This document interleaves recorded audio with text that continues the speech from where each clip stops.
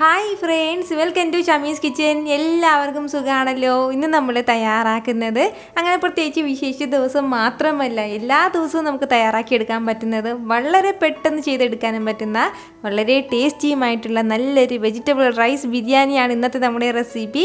ഇതിൻ്റെ ഡീറ്റെയിൽസ് ഒന്നും മിസ്സാകാതെ ഇരിക്കാൻ വേണ്ടി എല്ലാവരും ഒന്ന് സ്കിപ്പ് ചെയ്യാതെ കണ്ടേക്കണം. കൂടെ തന്നെ നമ്മുടെ ഈ ഷമീസ് കിച്ചൻ ചാനൽ ഇതുവരെയും സബ്സ്ക്രൈബ് ചെയ്യാത്തവരാണെന്നുണ്ടെങ്കിൽ പ്ലീസ് ഒന്ന് സബ്സ്ക്രൈബ് ചെയ്തേക്കണേ. ആ തൊട്ടടുത്ത് കാണുന്ന ബെല്ലൈക്കനിൽ ഓൾ കൂടി ഒന്ന് മറക്കാതെ പ്രസ് ചെയ്തേക്കണം. എന്നാൽ ശരി, നമുക്ക് വേഗം വീഡിയോയിലേക്ക് പോകാം. ഫസ്റ്റ് നമുക്ക് വേണ്ട കാര്യം എന്താണെന്ന് വെച്ചാൽ നമ്മുടെ റൈസ് ഒന്ന് വേവിച്ചെടുക്കണം. അപ്പോൾ അതിന് വേണ്ടിയിട്ട് ഞാനിപ്പോൾ കുറച്ച് വെള്ളം വെച്ചിട്ടുണ്ട്. വെള്ളത്തിൻ്റെ അളവൊന്നും നമ്മളങ്ങനെ പ്രത്യേകിച്ചൊരു അളവൊന്നുമില്ല, കാരണം നമ്മളങ്ങനെ വറ്റിച്ചിട്ടല്ല ഇത് ചെയ്തെടുക്കുന്നത്. അപ്പോഴത്തേക്കും നമുക്ക് അറിയാൻ പറ്റുമല്ലോ ഈ ചോറ് വെന്ത് വരാനും മാത്രം എത്രത്തോളം വെള്ളം വേണമെന്ന് അതിനനുസരിച്ചിട്ട് ചേർത്ത് കൊടുക്കാം. എങ്ങാനും വെള്ളം വറ്റി പോവുകയാണെന്നുണ്ടെങ്കിൽ ചൂടുവെള്ളം ഇതിലേക്ക് ഒഴിക്കാവുന്നതാണ്. ഈ വെള്ളത്തിലേക്ക് ഇനി നമുക്കിതിലേക്ക് വേണ്ട കാര്യമാണ് ഒരു ചെറിയൊരു പീസ് അളവിൽ കറുവാപ്പട്ട, അതുപോലെ തന്നെ ഒരു 2 ഏലയ്ക്ക, 3 ഗ്രാമ്പു, ഒരു തക്കോലവും എടുത്തിട്ടുണ്ട്. അത് ചേർത്ത് കൊടുക്കാം. അതുപോലെ തന്നെ പിന്നെ വേണ്ടതാണ് 1 ടീസ്പൂൺ അളവിൽ പെരിഞ്ജീരകം കൂടി, മുഴുവൻ പെരിഞ്ജീരകം, ചെറിയ ജീരകം അല്ല, അതും കൂടി ചേർക്കാം. കൂടെ തന്നെ പിന്നെ നമുക്ക് വേണ്ടതാണ് ഇതിന് ഇത്രയും ആവശ്യമായിട്ടുള്ള ഉപ്പും കൂടി. അപ്പോൾ നമ്മുടെ വെള്ളം എല്ലാം ഇപ്പോൾ നല്ലതുപോലെ തന്നെ ഒന്ന് തിളച്ച് തുടങ്ങിയിട്ടുണ്ട്. ഈ ഒരു സമയം വേണ്ടതാണ്. ഒരു 300 ഗ്രാം അളവിൽ ഞാനിപ്പോൾ റൈസ് എടുത്തിട്ടുണ്ട്. നമുക്ക് ബാസ്മതി റൈസ് എടുക്കാം, ജീര റൈസ് എടുക്കാം, കൈമ റൈസ് എടുക്കാം, ഏതാണെന്നുണ്ടെങ്കിലും പ്രശ്നമൊന്നുമില്ല. എന്നിട്ട് നന്നായിട്ടൊന്ന് കഴുകിയതിന് ശേഷം ആ വെള്ളം കംപ്ലീറ്റ് ആയിട്ടൊന്ന് വാർന്നെടുത്തിട്ടുള്ളതാണ്. വെള്ളത്തിലേക്ക് ഇട്ടിട്ടൊന്ന് കുതിർത്തെടുത്തിട്ടില്ല, നന്നായിട്ടൊന്ന് കഴുകിയിട്ട് ആ വെള്ളം വാർന്നെടുത്തിട്ട് മാത്രമേ ഉള്ളൂ. അപ്പോൾ അരി കൂടി നമുക്ക് ഇതിലേക്കൊന്ന് ചേർക്കാം. ഏകദേശം ഒരു 15 മിനിറ്റ് കൊണ്ട് തന്നെ നമ്മുടെ ഈ അരിയെല്ലാം നല്ലതുപോലെ ഒന്ന് വെന്ത് കിട്ടും. പക്ഷേ 100% അങ്ങനെ വേവിച്ചെടുക്കരുത്. ഒരു 70-75% മാത്രമേ വേവിച്ചെടുക്കാൻ വേണ്ടി പാടുള്ളൂ. ഇപ്പോൾ നമ്മുടെ റൈസ് എല്ലാം തിളയ്ക്കാൻ തുടങ്ങിയിട്ട് ഏകദേശം ഒരു 10-12 മിനിറ്റോളം ആയിട്ടുണ്ട്. അത്രയും സമയം കൊണ്ട് തന്നെ ഒരു 75% ഇത് വെന്തിട്ടുണ്ട്. ഈ ചൂടിലിരുന്നിട്ട് ഇനി വീണ്ടും ഇത് വെന്ത് കിട്ടും. അപ്പോൾ ഇത്രയും തന്നെ മതിയാവും. ഈ വെള്ളം കംപ്ലീറ്റ് ആയിട്ട് പെട്ടെന്ന് നമുക്കൊന്ന് മാറ്റാം. ഇനി വേണ്ട കാര്യം എന്താണെന്ന് വെച്ചാൽ നമ്മുടെ ഈ റൈസ് കംപ്ലീറ്റ് ആയിട്ട് കൊള്ളാവുന്ന രീതിയിലുള്ള ഒരു കടായി ഒന്ന് എടുക്കണം. അതിലേക്ക് നമുക്ക് 2 ടേബിൾ സ്പൂൺ അളവിൽ നെയ്യ് ചേർത്ത് കൊടുക്കാം.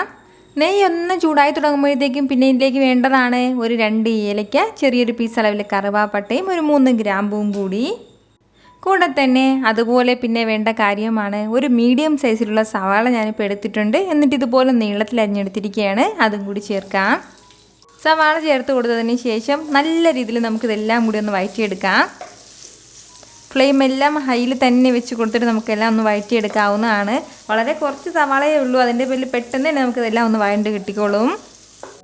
ഞാനിപ്പോൾ ഇതിലേക്ക് 2 സ്പൂൺ അളവിലും നെയ്യ് തന്നെയാണ് ചേർത്ത് കൊടുത്തിട്ടുള്ളത്. പകരം നമുക്ക് പകുതി തേങ്ങാ എണ്ണയും അതുപോലെ തന്നെ പകുതി നെയ്യും ചേർത്ത് കൊടുത്തിട്ട് നമുക്ക് തയ്യാറാക്കി എടുക്കാവുന്നതാണ്.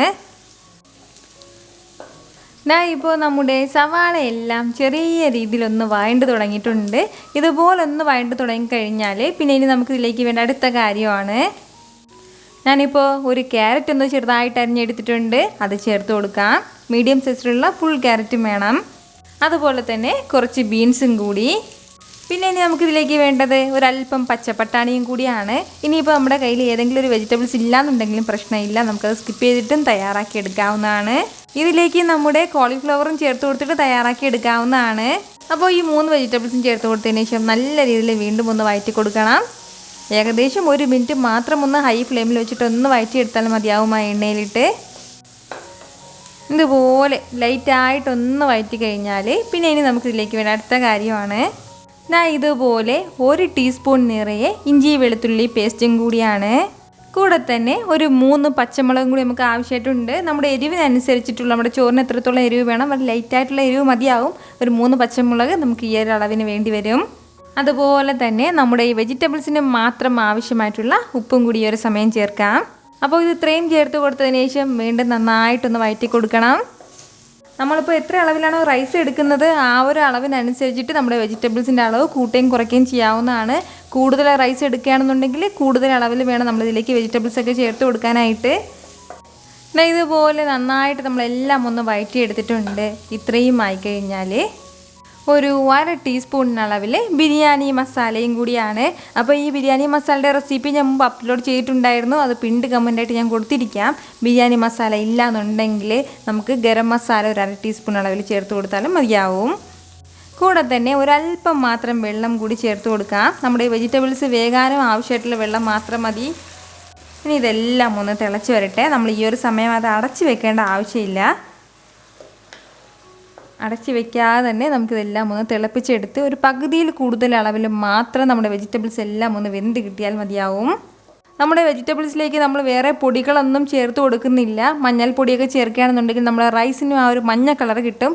അങ്ങനെ വേണമെന്നുള്ളവർക്ക് മഞ്ഞൾപ്പൊടി ചേർത്ത് കൊടുക്കാം. ഞാനിപ്പോൾ മഞ്ഞൾപ്പൊടി ചേർക്കുന്നില്ല. നമ്മുടെ ഈ വെജിറ്റബിൾസ് എല്ലാം തിളയ്ക്കാൻ തുടങ്ങിയിട്ട് ഏകദേശം ഒരു 2 മിനിറ്റും കൂടുതലായിട്ടുണ്ട്. പകുതിയിൽ അളവിൽ കൂടുതൽ തന്നെ നമ്മുടെ വെജിറ്റബിൾസ് എല്ലാം വെന്തിട്ടുമുണ്ട്. അപ്പോൾ ഇനി വേണ്ട കാര്യം എന്താണെന്ന് വെച്ചാൽ ഈ ഒരു അളവിൽ തന്നെ ഇതിലെപ്പോഴും വെള്ളം ഉണ്ടായിരിക്കണം. കൂടെ ചേർത്ത് കൊടുക്കേണ്ട അടുത്ത കാര്യമാണ് കുറച്ച് മുന്തിരിയും കൂടി. ഞാൻ എപ്പോഴും ഇതുപോലെ വെജിറ്റബിൾ റൈസും ബിരിയാണിയൊക്കെ തയ്യാറാക്കുമ്പോൾ പ്രത്യേകം ടിപ്പായിട്ട് പറയുന്നതാണ്. ഒരല്പം ഈ ഒരു അളവിൽ നമ്മൾ കുറച്ച് മുന്തിരി കൂടി നമ്മൾ ഇതുപോലെ ഇതിലേക്ക് ചേർത്ത് കൊടുക്കണം. അപ്പോഴത്തേക്കും ചെറിയ ഒരു സ്വീറ്റ്നെസ് കേട്ടോ, അതിപ്പോൾ നമ്മുടെ റൈസിന് കിട്ടുക അതൊരു പ്രത്യേക ടേസ്റ്റിൽ തന്നെയായിരിക്കും ഉണ്ടായിരിക്കുന്നത്. കൂടെ പിന്നെ വേണ്ടതാണ് ഒരു ചെറിയ മീഡിയം സൈസിലുള്ള തക്കാളിയും കൂടി. അതിനുള്ളിലുള്ള ഫ്ലഷ് നമ്മൾ മാറ്റിയിട്ട് വേണം എടുക്കാനായിട്ട്. അതും കൂടി ചേർക്കാം. അത്യാവശ്യം വലിയ പീസാക്കിയിട്ട് വേണം അത് കട്ട് ചെയ്തിടാനായിട്ട്. ഇനി ഇതെല്ലാം കൂടി ചേർത്ത് കൊടുത്തിട്ട് നന്നായിട്ടൊന്ന് മിക്സ് ചെയ്ത് കൊടുക്കണം. ഇതുപോലെ ഒന്ന് വഴറ്റി കൊടുക്കണം. അതിനുശേഷം നമ്മുടെ റൈസ് ഇതിലേക്കൊന്ന് ചേർത്ത് കൊടുക്കാം. ഒരു 70% മാത്രം നമ്മൾ കുക്ക് ചെയ്തെടുത്തിട്ടുള്ളത്. ഇതുപോലെ ചെറുതായിട്ടൊന്ന് ദമ്മിലിടാൻ വേണ്ടിയിട്ടാണ്. ദമ്മിലിട്ട് നമ്മൾ ഈ വെജിറ്റബിൾ റൈസ് തയ്യാറാക്കി എടുക്കുമ്പോഴാണ് നമ്മുടെ വെജിറ്റബിൾസിൻ്റെയും അതുപോലെ തന്നെ മസാലയുടെയൊക്കെ ഒരു ഫ്ലേവർ കറക്റ്റായിട്ട് ഇതിലേക്ക് വരുന്നത്. ഇതിന് മുകളിലായിട്ട് ഒരല്പം മല്ലിയിലയും പുതിനയിലയും കൂടി ചേർത്ത് കൊടുക്കാം. പുതിനയില ഇല്ലയെന്നുണ്ടെങ്കിൽ മല്ലിയില മാത്രം മതിയാവും. നമ്മുടെ റൈസ് എല്ലാം ഇപ്പോൾ ഏകദേശം റെഡിയായി വരികയാണ്. ഇനി വേണ്ട ഒരേ ഒരു കാര്യം എന്താണെന്ന് വെച്ചാൽ ഇതൊന്ന് അടച്ച് വെച്ച് ഒന്ന് നന്നായിട്ടൊന്ന് വേവിച്ചെടുക്കണം. അതിന് വേണ്ടിയിട്ടാണ് ഒരു 70% മാത്രമേ നമ്മൾ റൈസ് വേവിച്ചിട്ടുള്ളൂ. ബാക്കി ഇത് ദമ്മിലിരുന്നിട്ടാണ് വെന്ത് കിട്ടേണ്ടത്. അതിന് വേണ്ടിയിട്ട് ഫ്ലെയിം ഒന്ന് നന്നായിട്ടൊന്ന് സിമ്മിലാക്കണം. സിമ്മിലാക്കാൻ പറ്റാത്ത, അതായത് കുറച്ചുകൂടി ഫ്ലെയിം വരുന്ന ഗ്യാസ് അടുപ്പാണെന്നുണ്ടെങ്കിൽ അതിന് പുറത്തേക്ക് ഒരു ദോശത്തവ എന്തെങ്കിലും വെച്ചിട്ട് അതിന് മുകളിൽ വേണം നമ്മുടെ ഈ കടായി വെക്കാനായിട്ട്. അപ്പോഴത്തേക്കും ചെറിയ ചൂടിലിരുന്ന് വെന്ത് കിട്ടിക്കോളും. എന്നാൽ ശരി, ഒരു 10 മുതൽ 15 മിനിറ്റ് വരെ ഇതിങ്ങനെ ഇരിക്കട്ടെ. അത്രയും സമയം കൊണ്ട് നമ്മുടെ ഈ വെജിറ്റബിൾ മസാലയുടെ ആ ഒരു ഫ്ലേവർ എല്ലാം നമ്മുടെ റൈസിൽ നന്നായിട്ടൊന്ന് പിടിച്ചിട്ടുണ്ടാവും. കൂടെ തന്നെ റൈസും വെന്തിട്ടുണ്ടാവും. ഇതിപ്പോൾ ഏകദേശം ഒരു 15 മിനിറ്റോളം ആയിട്ടുണ്ട്. ഇനി നമുക്കിതൊന്ന് തുറന്ന് നോക്കാം. ആ തുറന്ന് നോക്കുമ്പോൾ തന്നെ നല്ലൊരു മണമൊക്കെയാണ് വരുന്നത്. നമ്മുടെ റൈസ് എല്ലാം നല്ല പെർഫെക്റ്റ് ആയിട്ട് തന്നെ വെന്തിട്ടുണ്ട്. നിങ്ങൾക്കിത് കാണുമ്പോൾ തന്നെ അറിയാമല്ലോ, ഒരല്പം പോലും അടിക്കൊന്നും പിടിച്ചിട്ടില്ല. നല്ലതുപോലെ നമ്മൾ ഒഴിച്ചു കൊടുത്ത വെള്ളം എല്ലാം വറ്റി കിട്ടിയിട്ടുണ്ട്.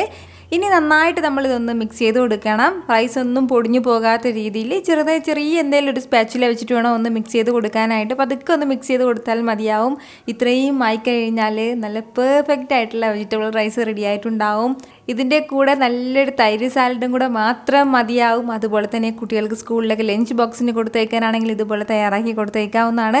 വളരെ കുറച്ച് സമയം കൊണ്ട് പെട്ടെന്ന് തയ്യാറാക്കി എടുക്കാൻ പറ്റുന്നതാണ്. അതുപോലെ തന്നെ നല്ല ടേസ്റ്റിലാണ് നമുക്ക് കിട്ടുന്നത്. പ്രത്യേകിച്ച് വിശേഷിച്ച് ആരെങ്കിലും വീട്ടിലൊക്കെ വിരുന്ന് വരുന്ന സമയത്ത് അവർക്ക് ഇതുപോലെ തയ്യാറാക്കി കൊടുക്കാവുന്നതാണ്. ട്രൈ ചെയ്ത് നോക്കിയതിന് ശേഷം നിങ്ങളുടെ ഫീഡ്ബാക്ക് എനിക്ക് മറക്കാതെ ഒന്ന് അറിയിക്കണം.